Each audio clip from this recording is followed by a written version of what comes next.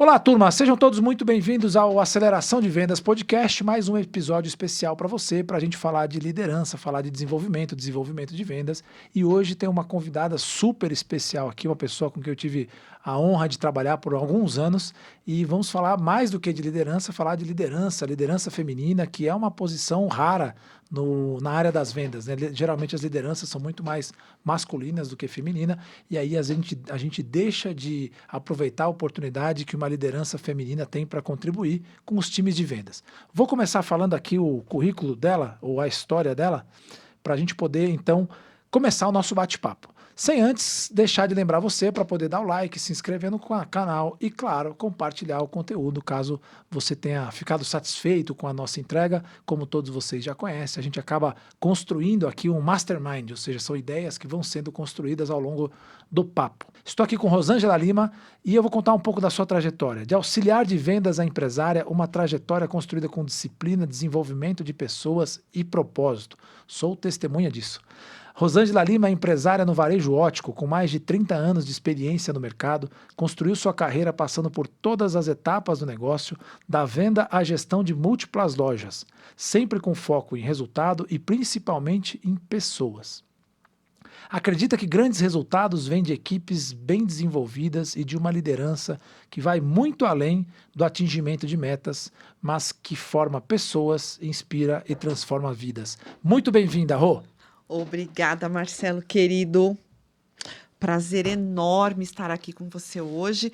E eu já quero agradecer pelo convite. Estou muito feliz, estou muito honrada de poder estar aqui hoje. Muito bom, eu fico muito feliz com a sua presença. A gente há anos já tenta marcar essa agenda. Verdade. E que bom que deu certo agora para a gente poder falar um pouquinho e inspirar a nossa audiência aqui para falar um pouco desse tema de vendas, né? Como eu disse rapidamente aqui no começo, mas agora sim um pouco mais alongadamente, vamos dizer assim, eu conheci a Rô num trabalho que a gente fez numa rede de varejo ótico muito interessante, com várias lojas, o que vocês já podem imaginar o tamanho do desafio, né? Várias lojas, para quem está assistindo, já pode imaginar, e vários vendedores, vários líderes de vendedores, vários gerentes de loja, e especialmente no mercado que é o varejo, o mercado que o fator humano é muito relevante. E eu começo então já por essa pergunta aqui, Rô, para você contar um pouquinho da sua trajetória, né? Como é que você conseguiu conquistar tantas coisas e como é que você chegou, né? Saiu de auxiliar de vendas para uma empresária do ramo óptico com várias lojas aí em São Paulo. Bom, Marcelo, primeiro eu tenho muito orgulho de dizer aqui que eu iniciei como auxiliar de vendas e tive a felicidade de passar por todas as etapas do varejo, de uma loja. Eu iniciei como auxiliar de vendas no chão de uma loja, de uma ótica, do comércio varejista. E o auxiliar de vendas, ele não vende. Ele atende, ele serve um café, ele observa. E dentro dessa profissão que hoje, às vezes, nem é tão valorizada, foi aí que eu iniciei a minha trajetória. Depois de um tempo, eu fui promovida a consultora de ótica, né? A vendedora, e me apaixonei por vendas. Me descobri ali. Eu sempre amei o que fazia, desde lá. Gostava de me arrumar, de me preparar. Sempre busquei conhecimento, mesmo na época que eu era uma vendedora de ótica, e eu tinha muito prazer em atender os meus clientes, muito prazer. Eu queria ir além do atendimento. Eu sempre desejei surpreender o meu cliente, oferecer a ele o que eu tinha de melhor. Então, a minha carreira começou aí. Passei por todos os departamentos. De lá, eu comecei a gerenciar uma loja pequena. Depois, essa loja foi aumentando. Fui para a segunda, terceira loja, enfim. Mas tudo começou no chão de uma ótica como auxiliar de vendas. Puxa, que legal, Rô. Você sabe que tem uma estatística que diz que 73% de nós vendedores não nos preparamos para ser vendedores, nós nos tornamos vendedores, né? Sim. E você contando sua trajetória me lembrou um pouco assim uma situação que é que eu vejo, pelo menos, queria ouvir um pouco sua opinião, que as pessoas que mais performam são aquelas que se encontram com a identidade do vendedor, mesmo ainda não sendo, né? Então, como você disse, como auxiliar, você já tinha esse prazer de servir, vamos dizer assim, essa identidade de servir as pessoas e de atender as pessoas, né? E eu vejo que muitas vezes a gente tem pessoas que ainda não performam porque não se encontraram nessa identidade. Ele está como vendedor, mas na cabeça dele ele não é um vendedor. Seja porque a vida inteira ele ouviu que o produto bom era só vender, seja porque ele muitas vezes disse, não serviu para nada, virou vendedor, né? Como é que você vê essa importância? Para mim é muito claro na sua leitura, tanto hoje como empresária, né, quando eu a conheci, mas desde lá de trás de ter essa, vamos dizer assim, tranquilidade de assumir a identidade, eu sou um vendedor. Marcelo, isso para mim é um orgulho. E, infelizmente, hoje, no mercado, eu ainda vejo muito preconceito com os vendedores. Eu mesma me dirijo à minha equipe e falo: olha, até hoje eu vendo, eu gosto de vender. E quando falamos de vendedores, não se trata só de vendedores de qualquer produto, ou de varejo, ou qualquer outro segmento. As pessoas que têm habilidades com vendas, independente da profissão, e isso é comprovado, elas são muito mais bem-sucedidas, independente do segmento, principalmente quando você encontra, desenvolve essa competência e coloca ali a sua identidade. Uhum. E por que será que as pessoas têm vergonha, Rô? Infelizmente, é uma profissão tão boa, é uma profissão que se encaixa em qualquer segmento, mas eu acho que ela foi banalizada. Uhum. É aquela história de, olha, não serve para nada, então vai vender. Infelizmente, tem essas pessoas que vendem porque não tem outra coisa para fazer. Uhum. Mas tem muita gente boa, tem muita gente formada, tem muita gente especializada. Eu tenho muito orgulho de dizer que sou vendedora, sou uma empresária e sou vendedora, e eu oriento as pessoas que gostam de vendas a buscarem sempre conhecimento, estudo, buscar uma especialização. Isso é Uhum. muito importante. Muito bom. Você sabe que a gente tem uma história em comum, né? Que é o Emerson, que hoje é sócio da Aceleração de Vendas. O primeiro trabalho dele foi na rede de óticas de vocês, Ai, né? que Na sua. bacana. E aí eu digo sempre assim, se você tem a oportunidade de começar como vendedor, é a melhor coisa que você pode fazer ali com 17, 18, 19 anos, porque como você trouxe, é uma habilidade que você vai carregar para sempre. Né? Seja se você continuar na área de vendas ou não continuar na área de vendas, né? E então falando desse cara de entrada, assim, né?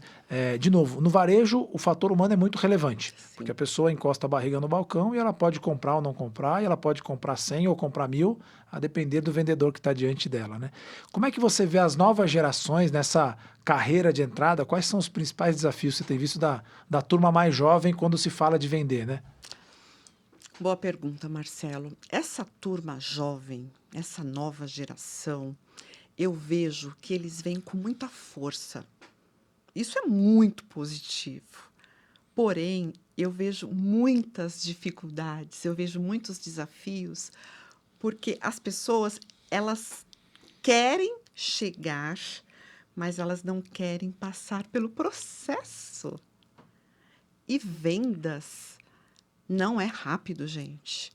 Uhum. Eu acredito que o sucesso na vida não acontece com essa rapidez. E se falando especialmente de vendas, é um processo. Quem vende precisa aprender, se especializar, a entender o cliente. É uma construção. Vendas é atenção, vendas é conexão. E hoje as pessoas estão muito no automático. É tudo muito rápido. Falta um pouco dessa paciência para esse processo.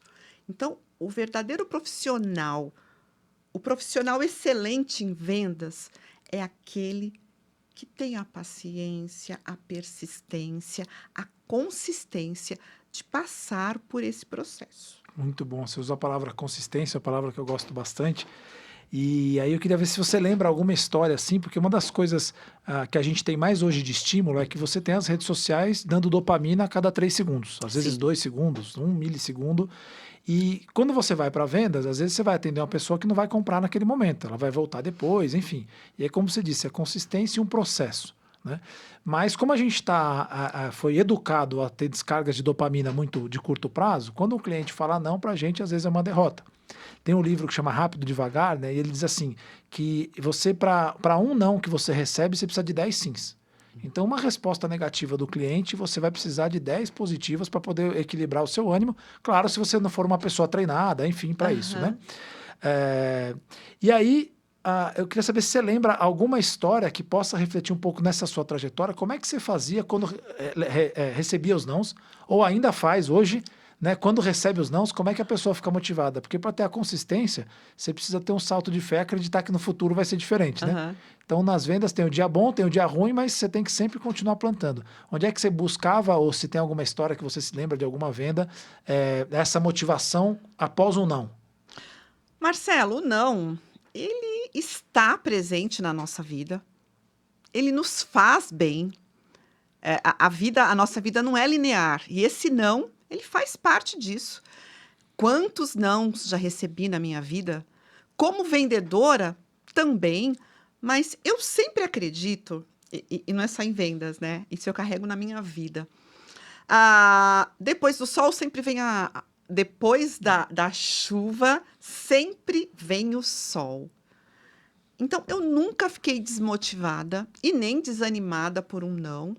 Eu também acredito muito nas técnicas de venda, na persuasão, no olho no olho. O cliente, a partir do momento que ele senta na sua frente, e eu vou falar do meu segmento, Uhum. você tem 90% de chance de fechar aquela venda. E esse poder está na mão do vendedor. Para cada não que o cliente diz, eu devo ter argumentos para convencê-lo, argumentos reais. E o nosso segmento ótico, ele é maravilhoso, porque ele nos permite usar de toda a nossa franqueza, transmitindo essa franqueza para o nosso cliente, conhecimento técnico e confiança. Dificilmente o cliente não fecha uma venda. É lógico, tem aqueles casos que não entraram na loja para fechar. E tá Uhum. tudo certo, Marcelo. Sim. Não vamos fechar todas as vendas. O importante é não nos deixarmos abater pelo não. Uhum, uhum. Esse é um fato da vida nas vendas e na nossa vida no dia a dia. Por isso acho que é legal a consistência, né? Com certeza. Porque vai ter sempre o cara que vai dizer sim depois de muitos nãos, né? Exato. Legal. E, olhando um pouco para o cenário, então, de uma rede de varejo, né? E eu costumo dizer que, na verdade, os vendedores estão em alta, cada vez mais em alta, porque quando você olha para os produtos, eles estão comoditizados. Então, você olha para os carros chineses, cada vez tem mais montadoras com carros muito parecidos. E talvez tenha uma diferença aqui, outra ali, mas os carros estão muito parecidos. Aí o marketing fez seu papel lá por 30, 40 anos, que era de diferenciar, porque o ator X andava no carro tal, ou a atriz X no carro Y. E aí o marketing conseguia gerar valor no produto de maneira diferenciada. O que a gente vê hoje, pelo menos na minha leitura, é que o marketing também está meio pasteurizado. O cara que faz a propaganda do carro A esse ano, essa agência vai fazer a propaganda do carro B. E aí sobra, entre aspas, eu acho que é uma grande oportunidade para os vendedores, que é o cara que gera valor. Como é que você vê a importância dessa pessoa? Vamos dizer, você trabalha com várias marcas de óculos, né? Qual é a importância dessa pessoa que está diante do cliente para gerar o valor independente do produto? Né? Porque uma desculpa que eu ouço sempre é assim, não bati minha meta por causa de preço. Eu sei que você já deve ter ouvido isso em algum momento, né? E aí eu falo dizer, cara, o problema não é o preço, o problema é você que não conseguiu gerar o valor. Porque se o cliente saiu da casa dele, sentou para te visitar, é porque ele tem a demanda. Talvez não seja exatamente nesse preço, nesse produto. Uhum. Quanto é o fator humano para a decisão daquele cliente comprar ou não comprar, além do produto? Hoje em dia, eu considero o fator humano essencial. apesar de tantas tecnologias que temos, apesar de estar crescendo, lógico, veio para nos ajudar nesses processos, mas esse contato, olho no olho, esse toque, essa humanização na venda, e eu volto a falar, a credibilidade que esse vendedor passa para o cliente, eu considero essencial, não só para o fechamento de uma venda, mas para a fidelização desse cliente. Porque hoje em dia, eu não vendo óculos, eu vendo autoestima elevada, eu vendo saúde. E para eu entregar isso ao meu cliente, eu preciso ter pessoas preparadas tecnicamente, preparadas emocionalmente, inclusive para receber aquele não e não desistir do próximo cliente. Então, esse fator humano, ele é crucial e essencial, acredito que em quaisquer departamentos, mas no varejo óptico ele faz toda a diferença. Boa.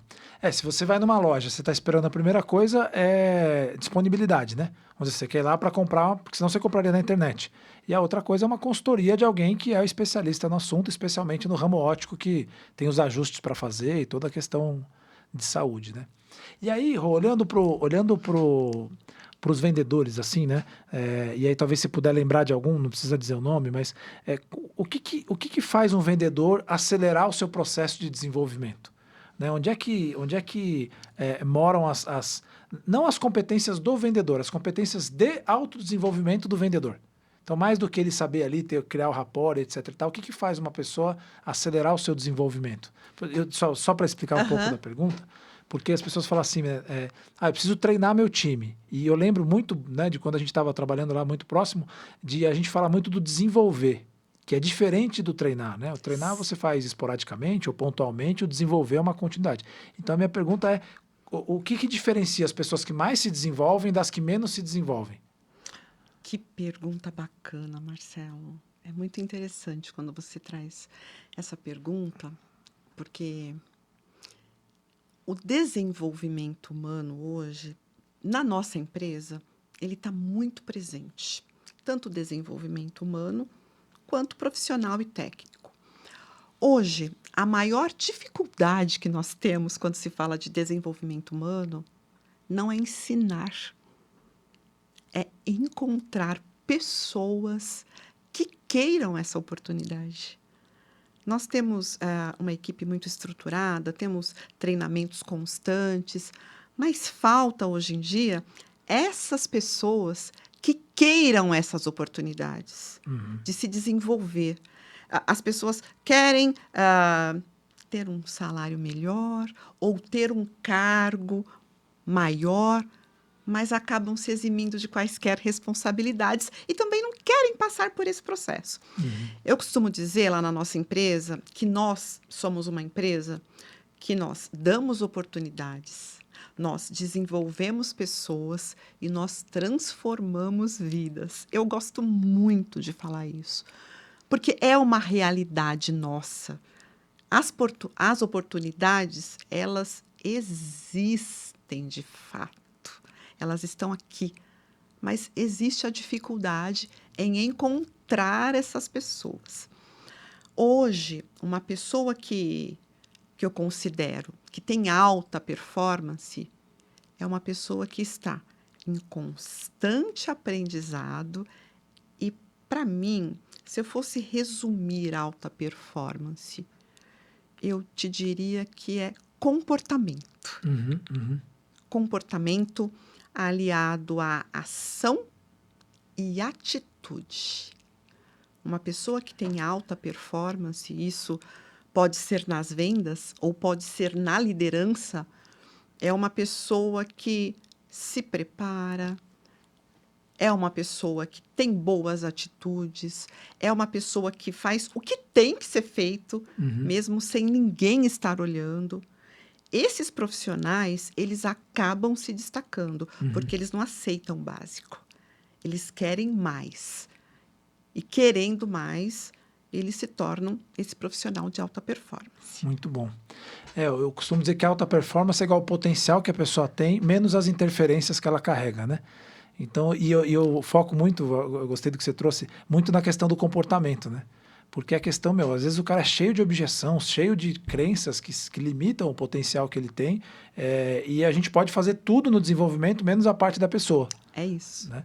E aí, olhando para esse lugar, uma pergunta que eu recebo sempre, queria compartilhar contigo, né? A pessoa me chama lá para treinar o time de vendas, etc., e fala assim, pô, Marcelo, mas eu insisti tanto nesse cara, até quanto insistir? Porque existe, de novo, esse elemento que é da autorresponsabilidade de dizer, cara, a parte dele eu não consigo fazer. Perfeito. É possível, vamos dizer, desenvolver alguém para se desenvolver e até quando a gente deve insistir ou pelo menos tolerar, vamos chamar assim, né? Muito boa essa pergunta. Eu, particularmente, Marcelo, sou uma pessoa que eu não desisto de pessoas. Eu não desisto. E uma situação que faz a pessoa se desenvolver é quando ela se sente vista. Eu já tive oportunidades de enxergar potenciais em várias pessoas onde elas mesmas não enxergavam. E quando você tem a oportunidade de trazer essa pessoa para você, olhar para ela e dizer, eu acredito em você. Eu acredito no seu potencial. Você tem uma pessoa ali que se torna emocionalmente mais forte, que de repente começa a acreditar no próprio potencial e você tem possibilidades de ter uma pessoa que pode se desenvolver muito, uma pessoa de grande potencial. Boa. É legal esse ponto que você traz, que muitas vezes a pessoa nem acredita nela. Né? E aí, infelizmente, Marcelo, desculpe interromper, imagina. isso é muito comum. Muito. Eu já tive algumas experiências como essa, de enxergar potencial na pessoa, querer desenvolver, querer promovê-la a um cargo maior. E ela fala para mim, não, já está bom aqui. Olha onde eu cheguei. Eu já sou gerente de uma loja. Eu me lembro da minha mãe dizendo que eu seria uma excelente empregada doméstica. Então, muito obrigada, Rosângela, mas aqui já está bom para mim. Uhum. Então, aí você percebe que o comportamento, o mindset das pessoas, às vezes, interfere, né? É um sabotador da própria pessoa. E aí quando é inconsciente, né, a pessoa nem sabe porque ela toma as decisões dela, né? Exato. Tem uma frase do Jung muito legal que diz que você vai se tornar... Como é que é? Você vai se tornar refém do seu destino, alguma coisa assim, até você tornar suas escolhas conscientes, né? Perfeito. Porque, né, isso, a pessoa às vezes ouviu e talvez essa ainda teve a clareza de trazer, a minha mãe disse que eu ia ser uma ótima faxineira, uma ótima empregada. Exato. Ela já passou a ter uma consciência.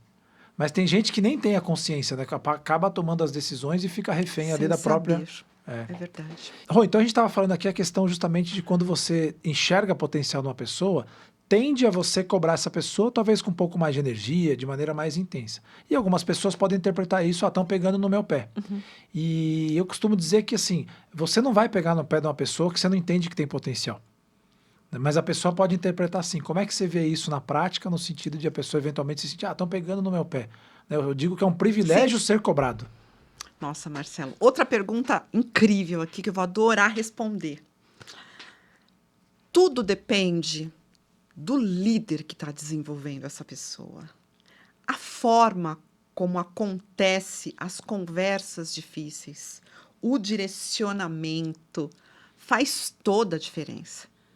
Porque, no fundo, a pessoa que acha que está sendo cobrada, ela não está sendo cobrada adequadamente. Uhum, uhum. O papel do líder, ele é muito minucioso quando se fala de desenvolvimento, porque não se trata de cobrança. Se trata de desenvolver. E desenvolver inclui conversas difíceis, não só feedback. Uhum. Conversas difíceis, direcionamento, posicionamento. E a pessoa que recebe, ela vai entender que isso é para o próprio bem dela. Uhum. Se acontecer o contrário, tá faltando comunicação de liderança. Boa. Porque uma coisa é você desenvolver, ter um olhar humano para a pessoa. E a outra coisa é você vir com cobranças inadequadas, ou mesmo que seja adequada, sem esse fundamento do desenvolvimento. Rô, e o quão é importante o ambiente que as pessoas frequentam para poder ter alta performance, para poder se desenvolver? Marcelo, o ambiente que você frequenta é fundamental para tudo na sua vida, né? E quando eu falo para tudo na sua vida, eu tenho esse hábito de trazer isso para minha equipe. Eu não falo só de vendas, de liderança, porque o nosso trabalho, ele é uma extensão da nossa vida. Então, você precisa estar bem. Mas, respondendo a sua pergunta, a influência é tudo. Por outro lado, Marcelo, e eu posso te dizer isso com muita propriedade, porque eu venho de uma família muito simples.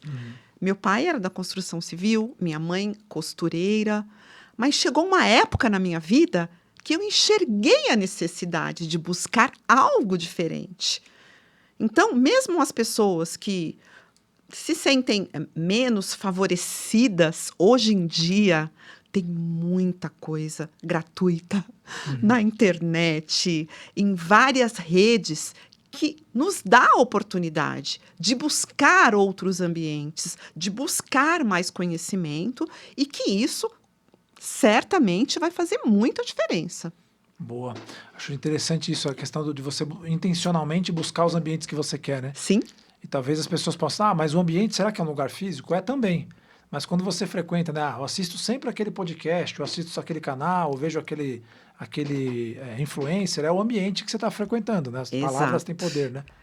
Principalmente nos dias de hoje, onde as pessoas passam muito tempo assistindo vídeos. Programando a sua mente, né? É impressionante. Esses dias eu recebi um casal de amigos na minha casa e eu percebi o adolescente dele, ele dava muita risada, Marcelo. Ele ficou deitado lá na rede e ele ficava vendo vídeos assim, né? Eu percebia que eram piadas, vídeos engraçados. O que será que isso está trazendo para a vida dele? Óbvio, claro que não é proibido, não tem nenhum problema, mas você está se alimentando do quê? E hoje, esse ambiente, como você mesmo trouxe, ele está aqui, ó, na palma das nossas mãos, é o nosso celular. Lá você pode escolher se divertir apenas, ou você pode escolher ampliar o seu conhecimento. Como eu amo as redes, como eu aprendo com as redes, quanto conteúdo bom que há lá. Então, é importante termos esse olhar e esse foco intencional. O que eu quero, o que eu estou precisando aprender nesse momento? Para onde eu quero levar a minha vida? Porque, independente da sua classe social ou qualquer outra coisa, a vida é feita de escolhas. Nós estamos numa época que somos muito beneficiados, porque existem muitas coisas, muitos cursos, muitos conteúdos excelentes e gratuitos. Maravilhoso. E, de novo, também não tem nada de assistir as piadas, né? A questão é quanto intencionalmente você põe de energia em cada lugar. Exatamente. É isso. Né? É sobre isso. Sobre isso. E a gente vive uma era de que as músicas, né? Eu tenho uma adolescente em casa, então as músicas são a programação mental a pior possível, né? É verdade. Se não souber escolher, ou se não conseguir ajudar a escolher, a gente acaba ficando programado mentalmente, né? Algo que você repete muito e antes das palavras vem os pensamentos, né? Isso. E muito legal, Rô. E como é que... Então, assim, a gente falou bastante de desenvolvimento e da questão do líder, né? E como é que você vê a disponibilidade ou o interesse ou a percepção das pessoas de se autodesenvolver? Eu me lembro de quando falo a palavra autodesenvolvimento, vem para mim a palavra autodidata. E essa palavra vem com peso, assim, né? Eu tenho um tio que é autodidata, aprendeu a tocar piano. Aí eu falo, nossa, o cara era um gênio, assim, algo muito distante, sabe? A gente coloca num lugar que fala, nunca eu seria autodidata. E aí, quando você começa, né, de repente, assiste algo na internet, né, uma aula sobre finanças pessoais, e vai lá explicar para sua mãe, isso já é, na minha leitura, um grau de autodidatismo. Eu me propus a aprender um assunto, estou explicando para minha mãe como controla as finanças em casa, e isso já é um autodidatismo. E derivando disso um autodesenvolvimento. Como você vê o grau de consciência das pessoas para ocupar esse lugar de dizer assim, eu sou responsável por me desenvolver, mesmo que meu líder não pediu para ler o livro, ou não me pediu para assistir o podcast, ou não me pediu para acessar o Fluencer tal. Como é que você vê essa autorresponsabilidade do autodesenvolvimento? Está muito presente ou pouco presente? Olha, Marcelo, eu tenho um olhar para isso preocupante. Porque eu vejo as pessoas fugindo das responsabilidades, né? Eu vou voltar aqui e vou dizer: a nossa vida é feita de escolhas. É um momento, nós estamos em um momento que nós precisamos buscar. Não virá nada de graça para você, não é? Não tem aquela fala, não existe almoço de graça, e não existe mesmo. As pessoas precisam ter um pouco mais de iniciativa, né? Eu acho que, no geral, para buscar, para assumir essas responsabilidades, porque essa autorresponsabilidade não é que ela é pesada, mas ela traz a consciência, a autorresponsabilidade, de que o responsável pelo seu insucesso não é o outro. E que as conquistas e as vitórias da sua vida são responsabilidades suas. Então, eu acho que nós precisamos hoje divulgar mais, principalmente para essa nova geração, essa questão de saber escolher e de ir atrás, de assumir um pouco mais a autorresponsabilidade. A gente foi treinado desde a escola, né, que a gente é aluno, né? Aluno é o sem luz, né? Então diz assim, né? Você não é né? Você acaba sendo fruto de que outras coisas, outras pessoas queiram que você seja, né? Na escola, por exemplo, você é educado a ter que acertar o gabarito, né? Então você, agora menos, mas né, nos últimos 100 anos pelo menos, o foco é você sabe de matemática, de português igual o gabarito está pedindo.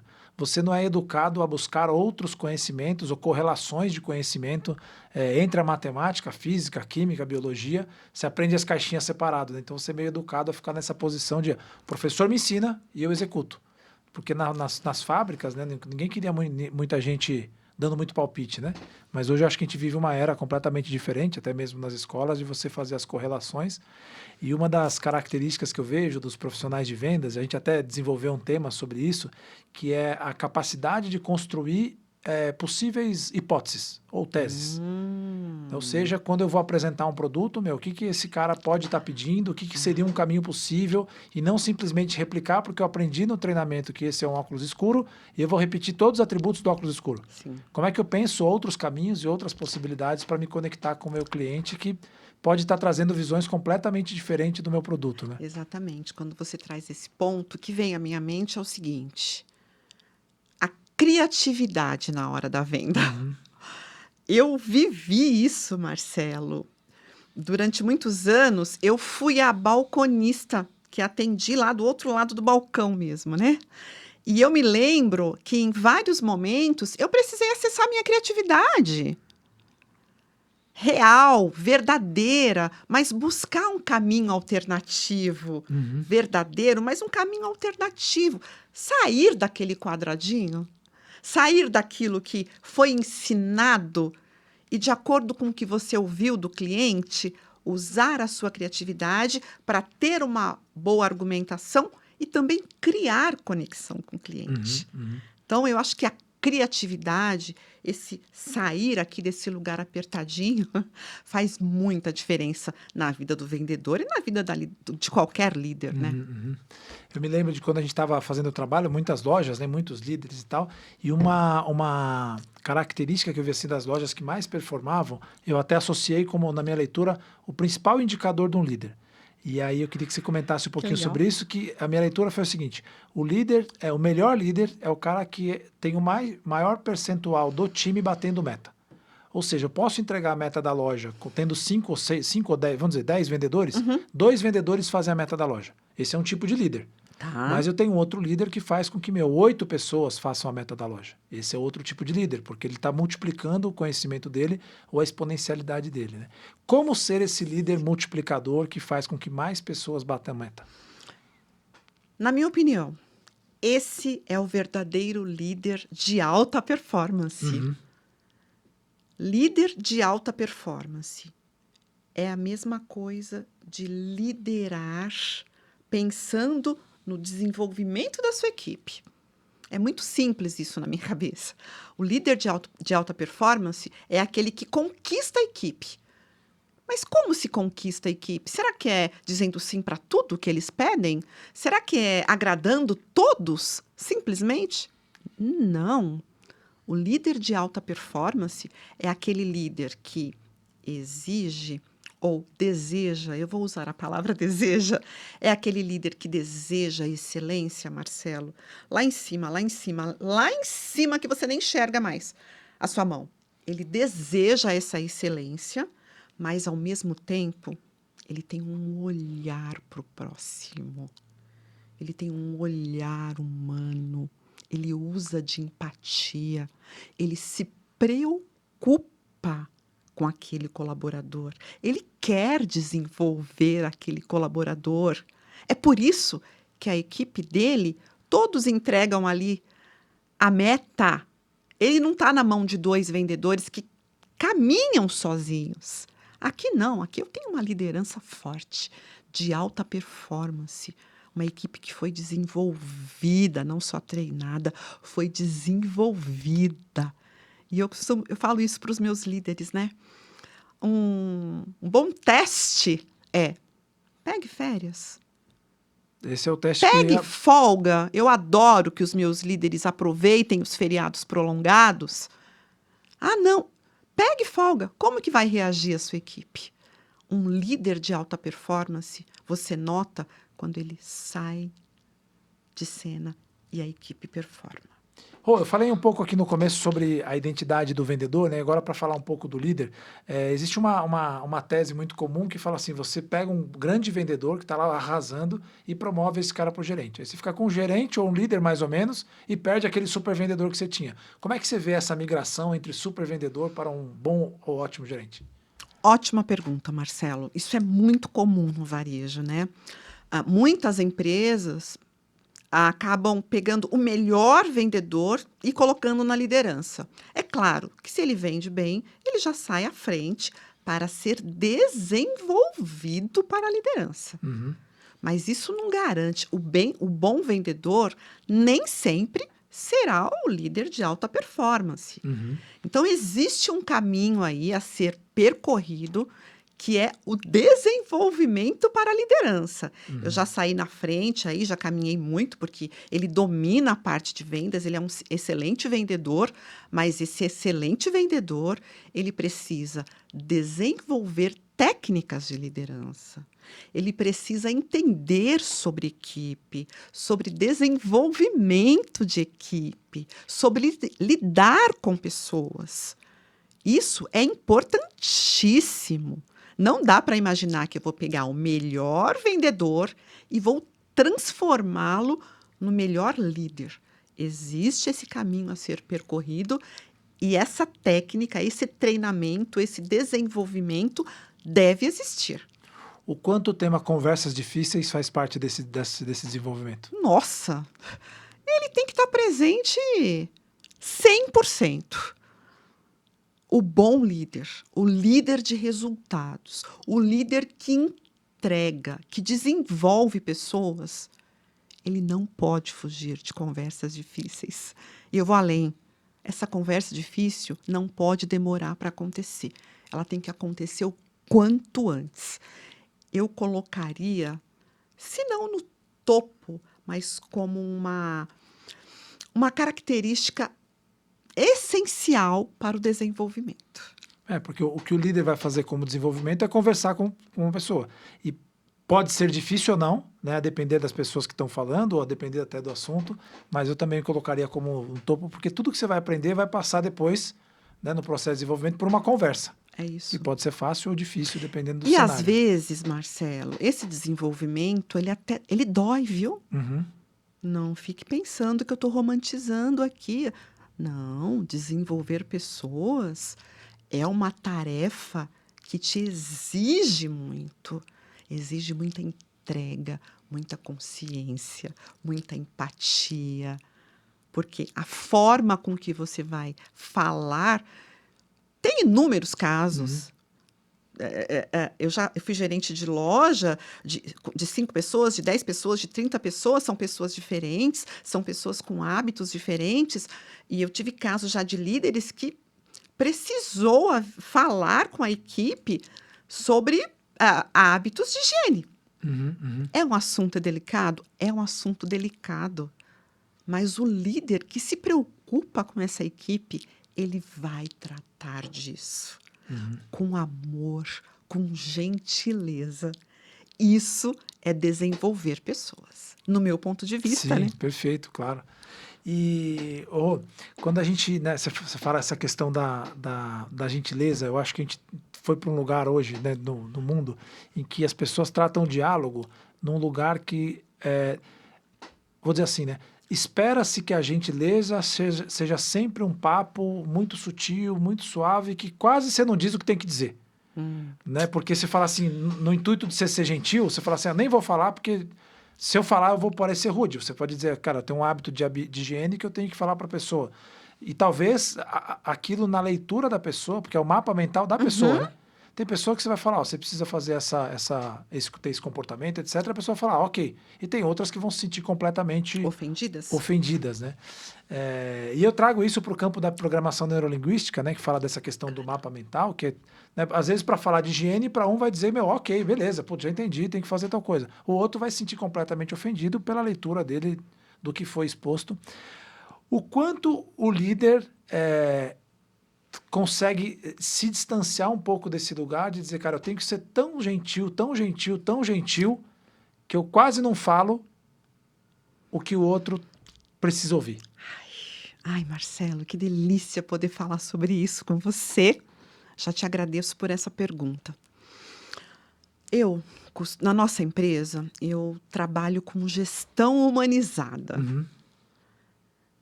E muitas pessoas confundem gestão humanizada com gestão paternalista.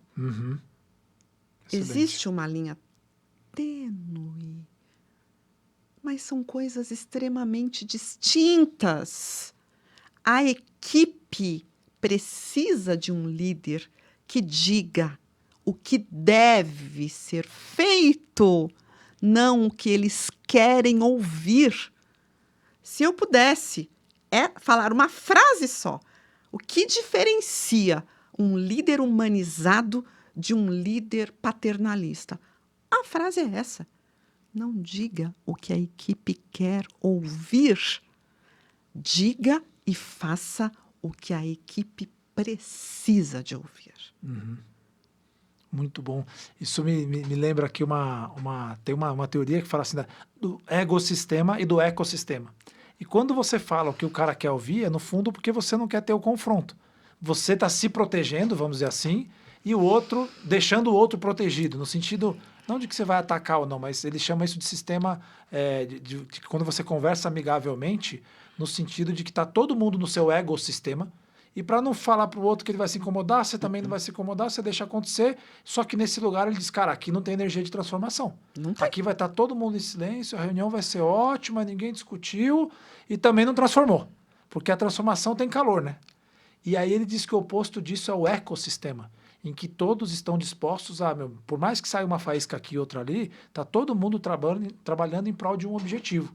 E aí, no fundo, a pessoa trazendo talvez o que tenha que ser dito e não muito se a pessoa quer ouvir ou não. Né? Quando você traz essa fala, o que me vem à mente também é uma coisa muito importante que eu considero. O líder nunca será amado por todos. E está tudo muito bem.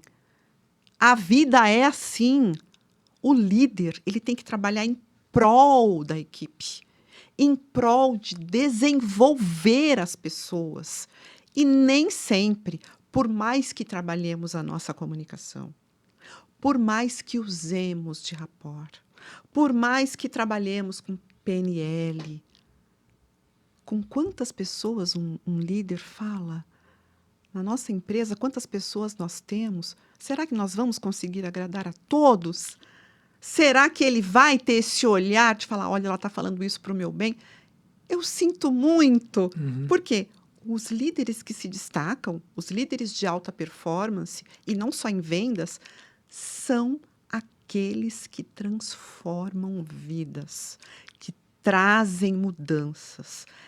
E toda e qualquer mudança gera transtorno, mas é um transtorno para o bem. Excelente. E você vê que quando você pega os técnicos, né? Ele tem uma frase do técnico do Michael Phelps, que é um grande medalhista olímpico. Ele diz: o treinador é aquilo que faz você fazer o que você não quer para você conseguir o que você quer. Ai, que frase perfeita, Não é? não, Marcelo? Muito bom. Perfeita. Muito bom, Rô. E aí, falando então assim, né? Como é que é o desafio? Então, legal, a gente falou aqui do vendedor, focamos mais na primeira liderança, que é a pessoa que lidera o vendedor, o Sim. gerente da loja, e o desafio da próxima camada. Vamos falar aqui de um gerente regional que Sim. eventualmente tem que gerenciar ali 10 lojas, então ele tem que fazer com que os líderes façam com que os vendedores executem, vamos dizer assim, né? Qual é esse nível de desafio a mais que a gente tem quando a gente sobe mais uma camada e aí eu não lidero mais os vendedores e lidero os gerentes de loja que lideram os vendedores? Olha, Marcelo, eu amo liderar líderes. Amo! É maravilhoso, desafiador, mas é muito bom. Porque quando você lidera líderes, principalmente os de alta performance, que são os que eu tenho na minha empresa, eu me sinto na obrigação de ser cada vez melhor. Porque esses líderes, eles não se contentam com o mínimo, com o básico. E isso faz com que eu ensine um pouquinho, mas eu aprendo o tempo todo com eles. É uma troca mútua. Eu sempre disse isso, desde que eu gerenciava uma loja muito pequena. Eu quero contratar pessoas melhores que eu. Eu me lembro quando eu gerenciava uma loja pequenininha em Suzano e que eu precisei de uma subgerente. Eu demorei para fazer essa seleção, eu mesma que fiz a seleção, mas na minha mente eu queria uma pessoa que fosse melhor que eu, para que eu aprendesse com ela.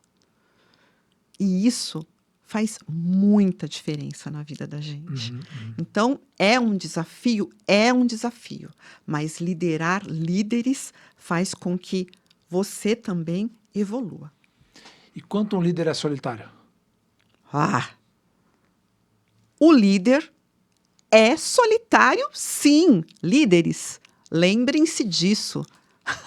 Vamos nos sentir sós, vamos nos sentir, às vezes, solitários, angustiados, mas são ossos do ofício. E vale tanto a pena, Marcelo. Eu falo para os meus líderes que nós temos uma oportunidade gigante nas mãos. Nós temos o poder de transformar, sim, a vida das pessoas, de fazer ou não uma pessoa mais feliz. E não é só ela. Isso se estende para toda a família. Então, é uma grande oportunidade. Vale a pena liderar e enfrentar todos esses desafios. Legal você trazer essa questão do propósito do líder, porque o que a gente vê em algumas pesquisas é que a geração atual não quer liderar. Porque, vamos dizer, o upgrade que você tem de salário não é proporcional, pelo menos na leitura deles, ou na leitura de muitos, proporcional ao trabalho que você vai ter. Então, eventualmente, você sendo o melhor vendedor, talvez você ganhe já muito próximo do que o líder da loja. Né? E a geração nova faz essa conta, o que antigamente, talvez para a nossa geração, e olhar e falar, não, mas é importante eu ser líder. Né? Sim. Você não levava em consideração, ou levava menos em consideração a questão do aumento de grana, mas, bom, minha carreira, eu comecei como estagiário, você analista, líder, Fui etc. promovido, cresci na empresa. Fui promovido.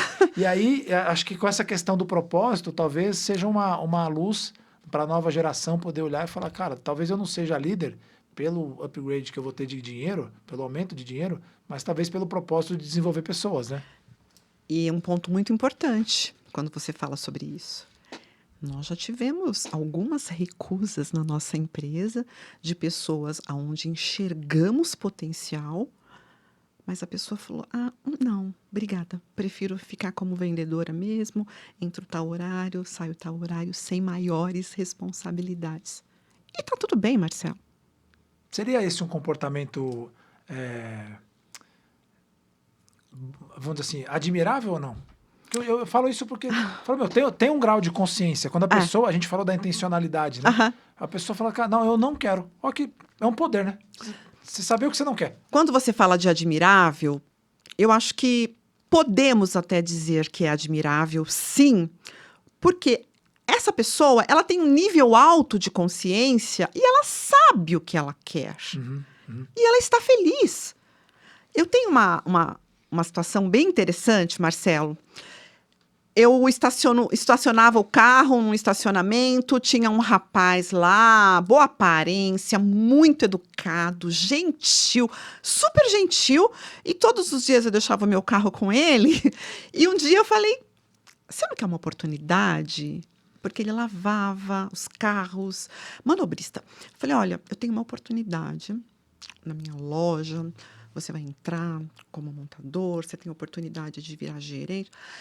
Eu entreguei uma oportunidade nas mãos dele, né? Ele me olhou assim, falou, olha, dona Rosângela, que legal que a senhora lembrou de mim. Mas eu não quero não, viu? Te agradeço muito, mas eu gosto mesmo é de lavar carros. Tudo certo, Marcelo. Que bom que ele teve esse posicionamento, porque ele poderia não ser feliz aonde eu achava que ele poderia ser feliz. Então, essa questão de consciência é claro que é muito válida. Mas, por outro lado, eu fico ali com, sabe, aquele sentimento de, ai, que pena, ela ia se desenvolver muito e ela poderia fazer muito, não só por ela, mas pelas outras pessoas também. E, Rô, eu sei que você frequenta várias mentorias, grupos de empresários e etc e tal. O quanto isso te ajuda no seu repertório? E sim, talvez qual seria o principal insight que você já capturou nessas mentorias? Eu sei que são vários mentores que você já teve. Qual o principal insight assim que você já capturou nesses encontros de reflexão de empresários, líderes? Olha, Marcelo, eu sou muito feliz por ter tido a oportunidade, por ter a oportunidade de participar de vários seminários, mentorias. E são muitos benefícios, mas se eu tiver que te falar um apenas, eu vou te falar sobre o autoconhecimento. Eu vou estender um pouquinho. E autorresponsabilidade. Quando você adquire o autoconhecimento e assume essa autorresponsabilidade, a sua vida dá um upgrade. Você consegue se relacionar melhor com as pessoas. E não é só no trabalho, né? Porque tudo que a gente fala de trabalho, e eu também digo isso para as minhas equipes, para os meus líderes, serve para a vida pessoal. Quando você é uma pessoa melhor, as coisas ao seu redor, as pessoas melhoram. Sempre digo para eles, seja a diferença que você quer do próximo. Eu já vivi essa experiência e é muito bom. Vale a pena. Muito bom, muito bom. Você tem que buscar o seu caminho, né? Mas eu acho que mora um pouco às vezes, quando a gente vê alguma dificuldade nesse lugar, é um pouco na questão da pessoa nem acreditar, né? Eu acredito que eu posso ser empresário, eu acredito que eu posso ser vendedor, que eu posso ser líder.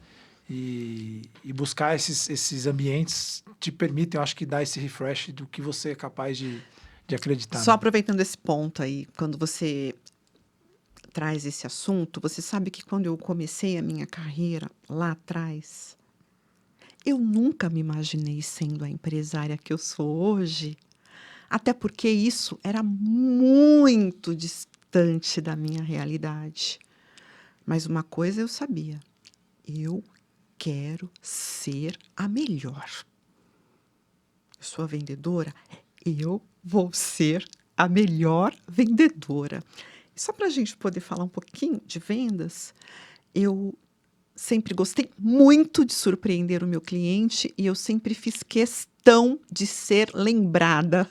uma das coisas uma das técnicas, né? Hoje eu reconheço como técnica, mas eu fazia isso intuitivamente lá atrás. Eu frisava muito o meu nome para o cliente. Uhum. Eu falava para ele, olha, me chamo Rosângela, qualquer coisa que você precisar, pode me procurar aqui na loja. E você sabe que lá atrás nós entregávamos folhinhas, sabe esses calendários de colocar na Uhum. parede? Eu tinha o cuidado, Marcelo, eu tinha um carimbinho com o meu nome, que eu já achava chique naquela época. Assim que eu chegava na loja como vendedora, eu pegava um monte de calendário de folhinhas e eu carimbava o meu nome perto no número de telefone. Porque naquela época, não era como hoje, Uhum. os clientes ligavam para saber se o óculos estava pronto, para perguntar qualquer coisa. E eu pensava assim, a hora que ele for ligar, o primeiro nome que ele vai ver é o meu e ele vai me procurar. Então, essa questão também de fazer o melhor, de entregar o melhor para o próximo, para o cliente, que na nossa empresa nós chamamos de desejo de servir, quem entende isso também já sai muito à frente. Excelente, muito bom. Rô, e na liderança, o que que hoje assim, é um objeto de estudo seu, né? Você que tem uma experiência enorme, com muitos resultados, com alta performance aí em toda a rede, o que que ainda é um tema que você fala, cara, esse tema aqui na liderança eu ainda gosto, acho legal, me aprofundo, é um objeto de estudo? Olha, Marcelo, tem muitos temas que eu considero importantíssimos na liderança. Para você, o que mais você... Mas, para mim, o que faz mais sentido é o autoconhecimento. Uhum, Quando maravilhoso. eu estou bem, eu consigo entregar e fazer o meu melhor. Autoconhecimento te empodera. Autoconhecimento te conecta, te traz mais humildade e também mais conhecimento.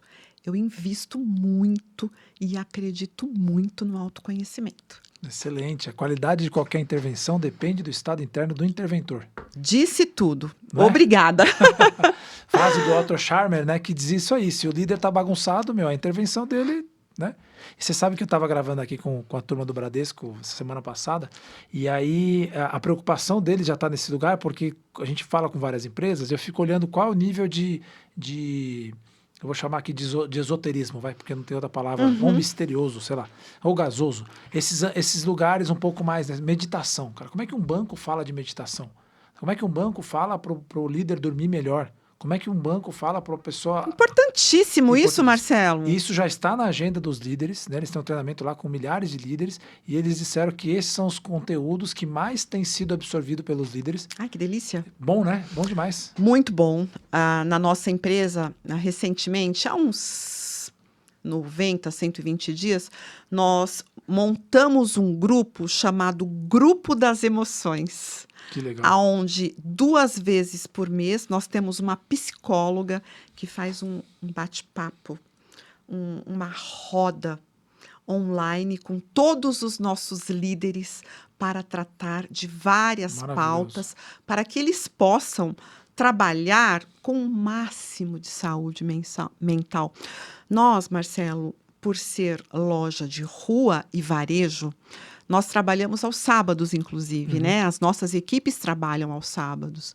E nós temos o cuidado de, mesmo eles tendo que trabalhar aos sábados, oferecer o máximo que nós pudermos de qualidade de vida. E qualidade de vida se resume em saúde mental. E o que você mais viu, assim, te chamou a atenção nessa, vou chamar aqui de roda das emoções, né? Eu costumo dizer que essas ações são ilhas de sanidade. Você permite com que seu líder tenha ali 1 hora, 2, enfim, Bacana. periodicamente. O que você já viu, assim, de algo que surgiu no campo? Você fala, por ter esse ambiente, esse líder se sentiu vulnerável, se sentiu à vontade de dizer tal coisa. Não precisa citar a pessoa, mas Sim. que tipos de manifestações acontecem quando você permite que as pessoas coloquem suas emoções no campo da empresa? Eu já tive a felicidade de presenciar momentos muito emocionantes. Momentos importantes mesmo. Mas o que mais me chamou a atenção, sem expor ninguém aqui, é quando eu escutei mais de um líder dizendo assim: nossa, eu não sabia que era tão simples assim uma sessão com um psicólogo. Eu sempre ouvi dizer que quem passava com psicólogo, quem fazia terapia, eram pessoas que não eram boas da cabeça. Parece inacreditável, mas eu ouvi isso. Então, de certa forma, Marcelo, ainda existe esse preconceito, esse tabu. E eu estou aqui para dizer, feliz da pessoa que faz terapia. Maravilhoso. Eu faço terapia há 11 anos. Ai, Deus, muito obrigada por essa oportunidade. Como eu mudo, eu me permito mudar, eu me permito evoluir. Façam terapia. E hoje, com a telemedicina, é tudo muito mais facilitado e é transformador para qualquer pessoa. Maravilhoso, que bom, parabéns pela atitude de colocar os líderes nesse lugar, né? De se investigar e se permitir. E às vezes, se não há uma oportunidade dessa, ele jamais ia procurar por causa dessa mentalidade. É Né? verdade. Jamais, ele vai dizer, que legal, eu falei na frente das pessoas e a pessoa vai se conhecendo. Que lindo, muito bom, parabéns. Obrigada. Rô, se você tivesse a oportunidade, ou se todas as pessoas do planeta tivessem a oportunidade de ver esse podcast, você pudesse mandar um recado para o mundo inteiro, qual recado você deixaria aí com essa trajetória profissional maravilhosa e essa história de vida excepcional? Nossa, que oportunidade boa. Olha, eu acho que seria um resumo de tudo que falamos até agora aqui, né? Não espere ficar pronto para nada. Vai para cima, corre atrás, se prepare, estude. Eu tive um mentor que disse o seguinte: a deusa da oportunidade só tem cabelos na frente. Então, se prepare, pois quando ela passar, você precisa estar pronto para segurá-la pelos cabelos. Estude, acredite em você, acredite no processo, porque quem tem consistência, quem faz tudo com força, com honestidade e com fé, não tem como não dar certo. Maravilhoso, muito bom. Rô, queria te agradecer, chegamos ao fim aqui do nosso podcast, passa muito rápido, né? Pelo menos para mim passou muito rápido. Super rápido. O exemplo de uma experiência ótima, aquela que você não quer que acabe, é quando você não vê o tempo passar. Então, para mim foi uma experiência ótima. Queria agradecer a sua presença aqui, que bom que deu certo depois de tanto tempo, né? Se as pessoas quiserem te achar nas redes sociais, seu @ LinkedIn, Meu Instagram. meu Instagram é Rosângela_Lima3. Muito obrigada, Marcelo. Obrigada. Eu que agradeço. Obrigada por essa oportunidade tão rica. Eu admiro você, já te disse em outras oportunidades, você é um dos profissionais que eu admiro muito e muito obrigada por esse convite. Muito bom.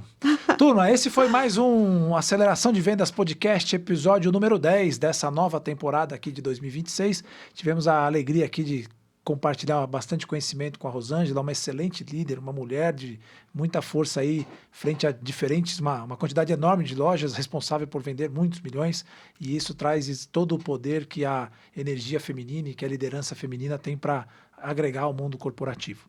Para você que nos acompanhou até agora, ia pedir para que você desse o like, se inscrevesse no nosso canal e compartilhasse com seus colegas aqui este e os demais episódios. Um grande abraço, até mais, tchau!